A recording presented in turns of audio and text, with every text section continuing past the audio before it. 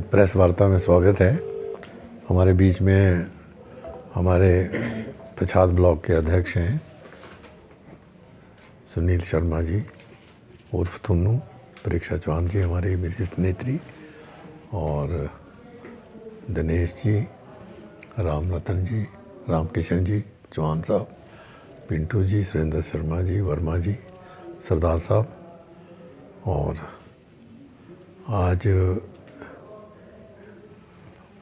काफ़ी दिनों के बाद मुलाकात हो रही है। मैं आपका फिर से इस प्रेस वार्ता में स्वागत करता हूं।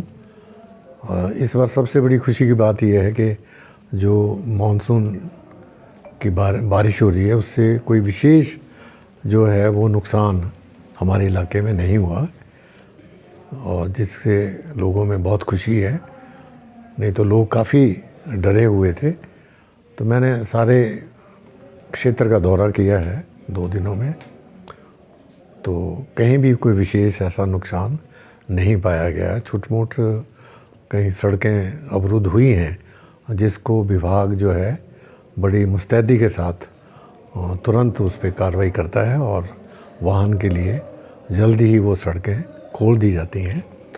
और भी कोई ऐसा अभी तक नोटिस में नहीं आया है, तो सबसे खुशी की बात तो ये है। और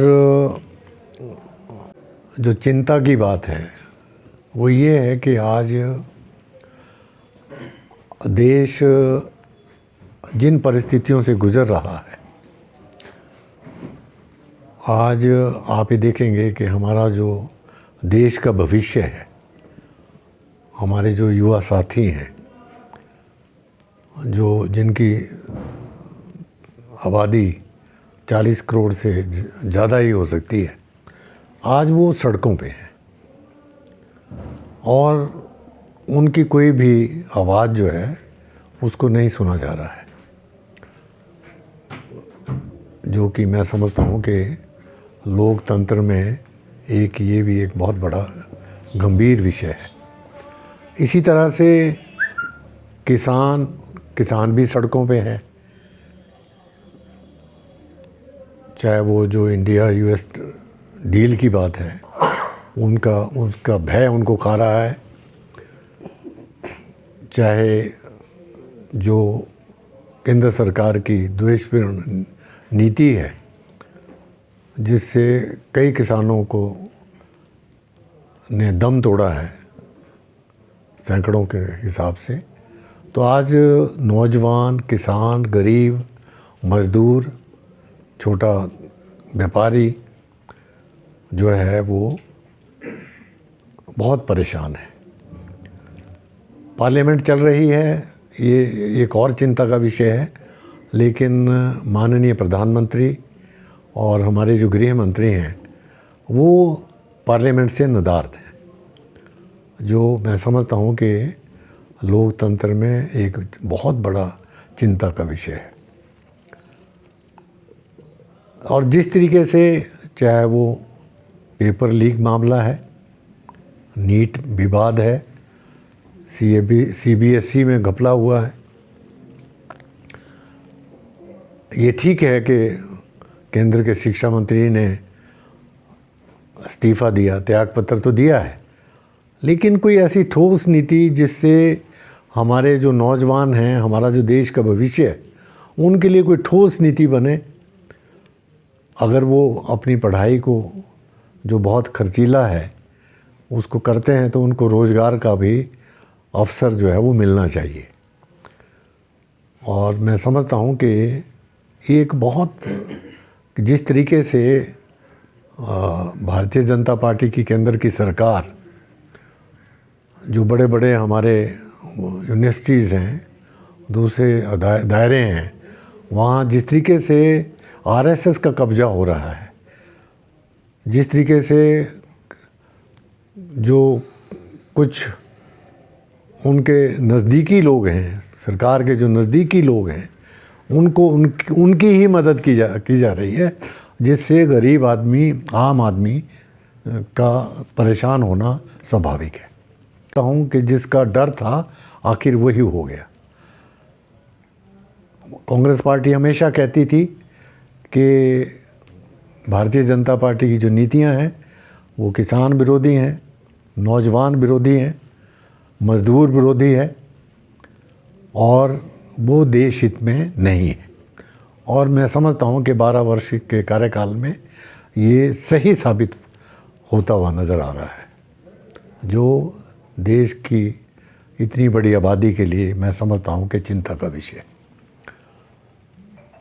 अगर हम केंद्र सरकार की बात करें तो बड़े बड़े वायदे, बड़े बड़ी बातें, बड़े बड़े जो विकास की बातें उन्होंने की थी, और रोज़गार मिलेगा, काला धन आएगा, महंगाई कम होगी, गैस सिलेंडर के दाम कम होंगे और बहुत सारी बातें उन्होंने की थी। 100 जो है वो मॉडल टाउन बनेंगे, लेकिन सब जुमले ही निकले हैं, सारे जुमले ही निकले हैं, जो मैं समझता हूँ कि बहुत ही लोकतंत्र के लिए ये भी एक बहुत खतरा है।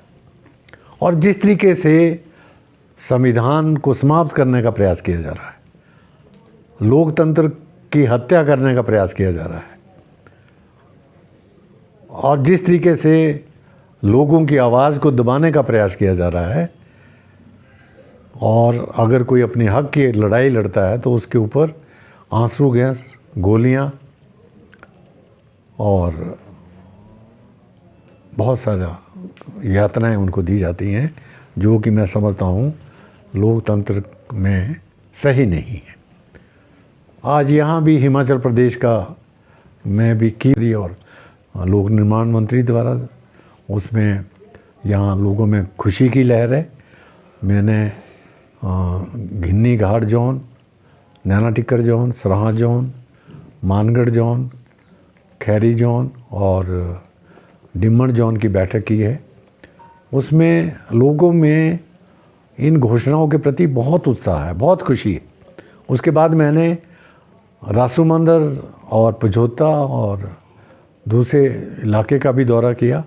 वहाँ भी लोगों में इन घोषणाओं का जो है खुशी का इजहार लोग कर रहे हैं, और सब लोगों ने ये निर्णय लिया है कि बहुत तुरंत जल्दी ही माननीय मुख्यमंत्री जी और लोक निर्माण मंत्री जी का धन्यवाद करने स्वयं लोग वहाँ जाएंगे, उनका धन्यवाद करेंगे, ताकि इसका कार्य जल्दी हो और इन सड़कों का काम हो और हमारी जो नकदी फसलें हैं उनको मंडी तक ले जाने में यहाँ के लोगों को ज़्यादा से ज़्यादा लाभ मिल सके।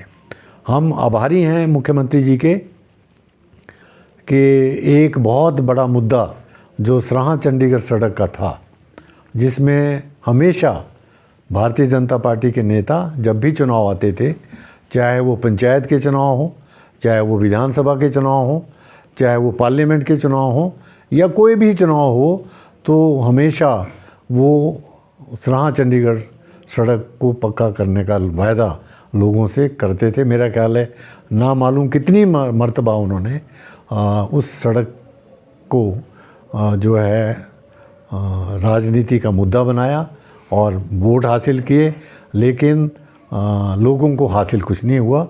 ये हम आभारी हैं माननीय मुख्यमंत्री जी के कि उन्होंने जो है ये हमारा एशियन डेवलपमेंट बैंक को ये रोड को हैंडओवर किया है, जो इसकी डीपीआर बना रहे हैं और बहुत जल्दी इसकी स्वीकृति मिलेगी और इसमें भी कार्य शुरू होगा। हम ये भी कहना चाहते हैं साथ में कि ये जो नेरी पुल छैला रोड है, इसका तत्कालीन मुख्यमंत्री प्रेम कुमार धूमल जी ने भी 100 करोड़ की घोषणा की थी, लेकिन वो घोषणा भी जुमला ही निकला, उसके बदले में लोगों को कुछ नहीं मिला। तो और भी बहुत सारी बातें हैं।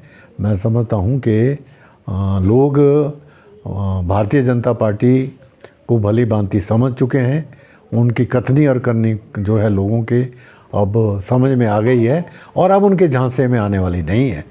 और आने वाले समय में ये लोग जो हैं भारतीय जनता पार्टी से अपना हिसाब किताब चुकता करेंगे। और मैं दावे से कह सकता हूँ, निश्चित तौर से कह सकता हूँ कि आने वाले विधानसभा जो चुनाव होंगे हिमाचल में, उसमें कांग्रेस जो है दोबारा से परचम लहराएगी, सत्ता में आएगी और माननीय हमारे जो मुख्यमंत्री हैं सुखविंदर सुखू जी वो पुनः दोबारा से मुख्यमंत्री बनेंगे, ऐसा मैं कह। ये बहुत ही दुखद विषय है कि जिस तरीके से लोकतंत्र का स्तर गिरता जा रहा है, जिन भाषाओं का प्रयोग किया जा रहा है, उससे तो मैं समझता हूँ कि सारा हिमाचल जो है वो शर्मसार हुआ है। तो कुल मिलाकर के भारतीय जनता पार्टी से जो लोगों को उम्मीद थी, नौजवानों को उम्मीद थी, महिलाओं को जो उम्मीद थी, किसानों को जो उम्मीदें थी, उस पे वो खरा नहीं उतर पाई। दूसरी तरफ अगर हम हिमाचल की बात करें तो हिमाचल से भी बहुत भेदभाव हो रहा है। 3 वर्षों के कार्यकाल में जहां आरडीजी को बंद किया गया, जहां कोई भी सहायता, बड़ी बड़ी प्राकृतिक आपदाएं यहां आई, लेकिन कोई भी मदद जो है केंद्र सरकार की तरफ से नहीं दी गई। ये भी एक बहुत बड़ा चिंता का विषय है, बहुत ही दुखद विषय है। होना तो ये चाहिए था कि जिस तरीके का, और तो इसकी बात तो और छोड़ी इस बात को कि घोषणा हुई 1500 करोड़ की, वो पैसा भी फुट्टी कौड़ी नहीं आया है। हमारे पार्लियामेंट में यहाँ से जितने भी मेंबर पार्लियामेंट हैं, उन्होंने आवाज़ तक मुंह भी नहीं खोला कि ये अब इस बात को रखें कि हमारे प्रदेश की मदद की जाए। आरडीजी बंद हुई है, इसके बारे में कोई बात की जाती, ये मुद्दे वहाँ उठाए जाते ताकि कुछ ना कुछ हिमाचल प्रदेश की मदद होती। तो आज राजनीति का स्तर गिरता जा रहा है और हम ये कह सकते हैं कि वित्तीय संकट होने के बावजूद भी हमारे लोकप्रिय मुख्यमंत्री आदरणीय ठाकुर सुखविंदर सुक्खू जी ने जिस तरीके से प्रदेश को आगे बढ़ाया और जो बहुत जनहितैषी कार्यक्रम जिनको लागू किया है, यहाँ तक कि वेतन और पेंशन की भी दिक्कत आ रही थी, लेकिन उन्होंने उसमें भी सूझबूझ से काम लिया और प्रदेश में जो हमारे किसान हैं, बागवान हैं, उनकी जो अर्थव्यवस्था है, उनकी जो ग्रामीण अर्थव्यवस्था है, वो मजबूत हो, उसकी तरफ जो उन्होंने काम किया है, उसकी जितनी भी सराहना होनी चाहिए वो कम है। तो मैं यही कहना चाहता हूँ। और अपने निर्वाचन क्षेत्र के बारे में तो कुछ ज्वेलरी सिर्फ पहनी नहीं जाती, वो आने वाली पीढ़ियों की पहचान होती है। लेगेसी का मतलब सिर्फ साल नहीं होते, वो रिश्ते होते हैं जो वक्त के साथ और गहरे होते जाते हैं। वर्मा ज्वेलर्स का नाम सिर्फ एक ब्रांड नहीं, एक परंपरा है।